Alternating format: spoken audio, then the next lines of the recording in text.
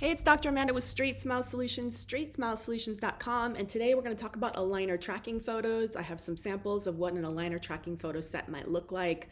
Usually, I recommend that you have patients, if you're going to give them a ton of aligners at one time, you need to have them checking in every 7 days for a go, no go, thumbs up, thumbs down aligner check-in before they move on to their next aligner. So aligner tracking photos at the bare minimum consist of 3 photos.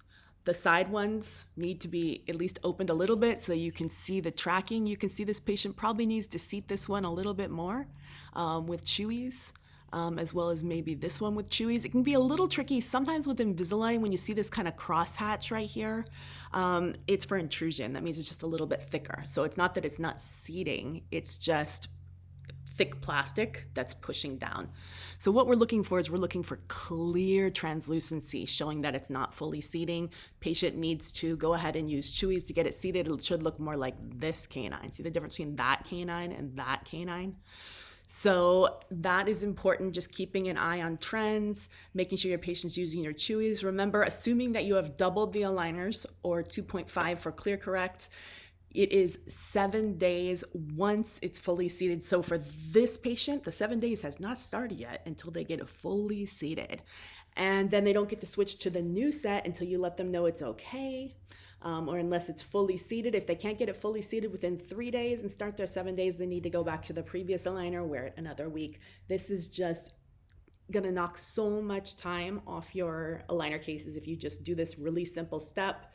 And plus you get a great accountability loop. Patients who are sending in tracking photos, it is so easy to send them in. There's a lot of great turnkey software programs that are out there that are fully HIPAA compliant. Do not have your patient texting these unless you're using a HIPAA compliant messaging app. And by the way, WhatsApp is not HIPAA compliant. And unless you're using some type of HIPAA compliant software on your Gmail is not HIPAA compliant.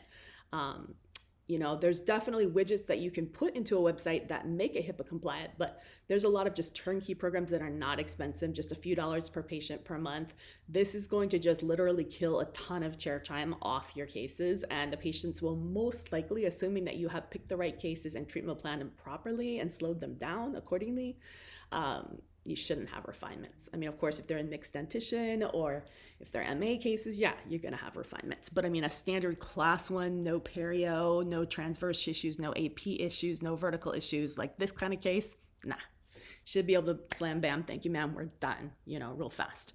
So yeah, take your aligner tracking photos. I also recommend periodically getting a full set without the aligners in. And if they're in the office, I like to use occlusion paper, tap, tap, grind, grind. All right, thanks so much.